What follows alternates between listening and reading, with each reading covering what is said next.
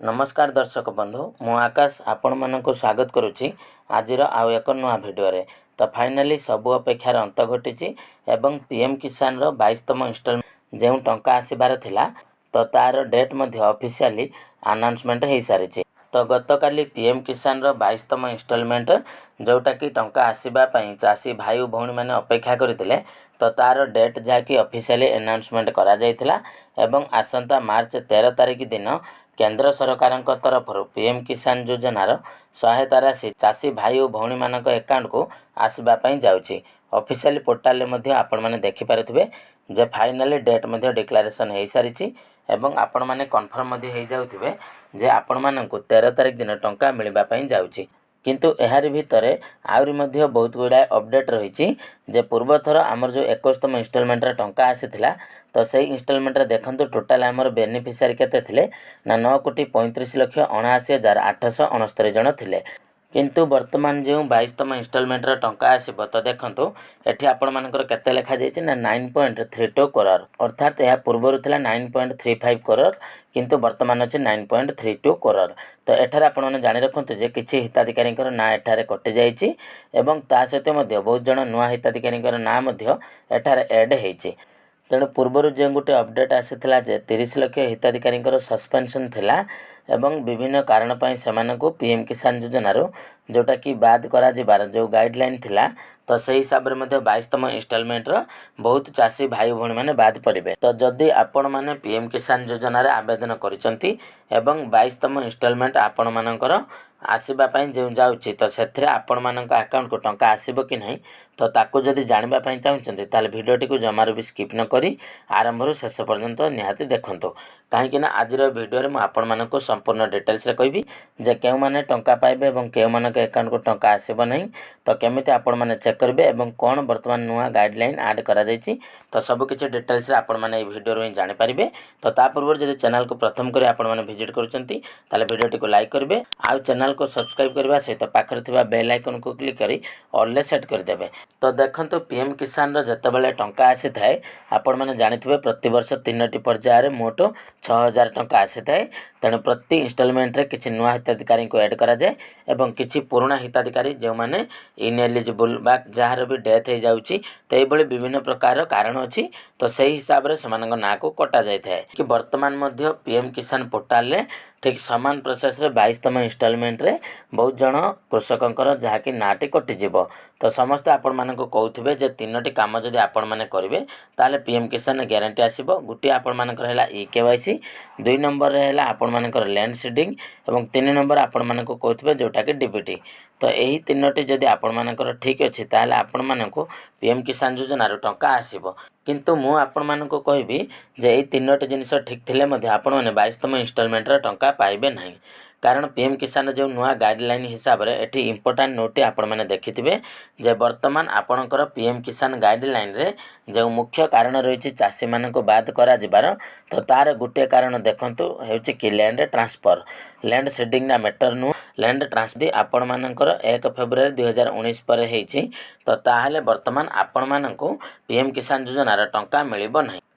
तो यहाँ आपण मानकर केमिति वेरीफाई करा जाउछि ना आपण माने जानिथिबे एग्री स्टॉक रजिस्ट्रेशन होउछि। तो एग्री स्टॉक रजिस्ट्रेशन ले चाषीटे जेतेबेले निजर ना को पंजीकरण करि देउछि तो से समय तार सब डाटा ऑलरेडी गवर्नमेंट पाखो चली जाउछि।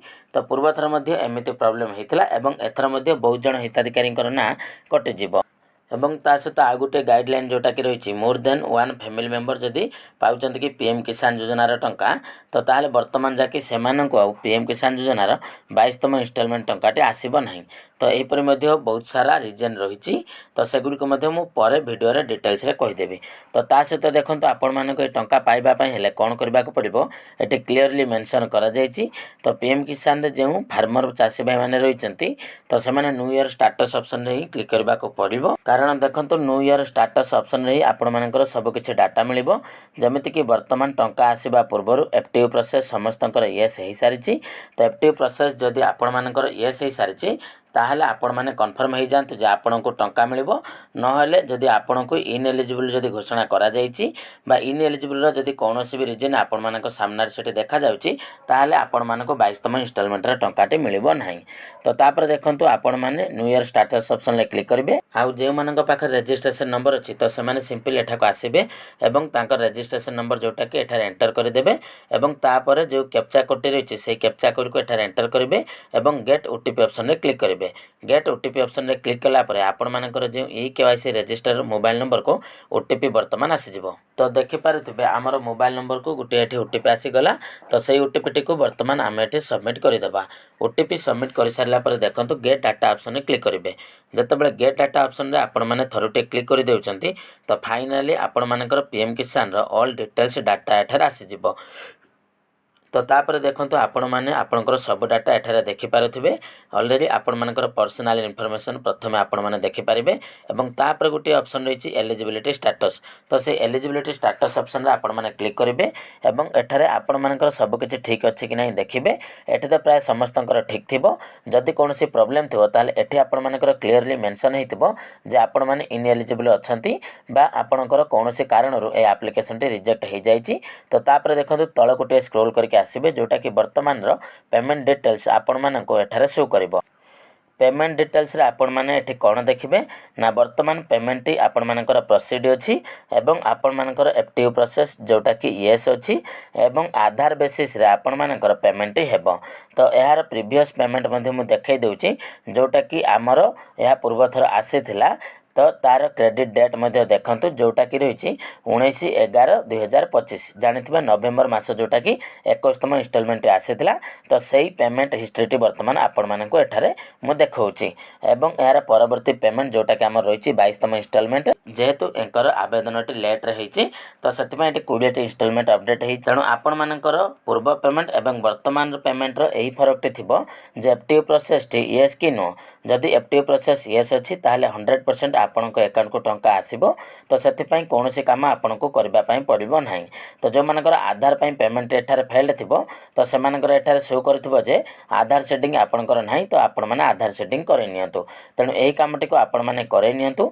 जदि आपनको पाखरे रजिस्ट्रेशन नंबर नाही ताहले आप लॉगिन करिकि आपण माने रजिस्ट्रेशन नंबर मध्ये पाई परिबे। तेणु आपण मानकर जे कन्फ्यूजन टी थिला आशा करूछि वीडियो माध्यम रे सब किछि क्लियर हो जायतिबो। एहा बाद जदि अन्य किछि डाउट अछि तो निहाती कमेंट करंतु। यार परवर्ती वीडियो रे आमे से विषय रे आ गुटे डिटेल्स वीडियो नै आसीबा। तबे दर्शक बंधु वर्तमान मु आशा करूछि जे आपण मानको ए वीडियो टी निहाती भाबरे भलो लागिथिबो। जदि वीडियो टी आपण मानको भलो लागि थाए ताले वीडियो टी को लाइक करबा सहित चैनल टी को मध्ये सब्सक्राइब करि देबे। तबे चलंतु दर्शक बंधु आज रो वीडियो रे एतिकी पुणी देखा हबो आपण मानको सहित आ गुटे नवा वीडियो रे। तो सेते पर्यंत विदाय दियंतु रहुछि जय जगन्नाथ।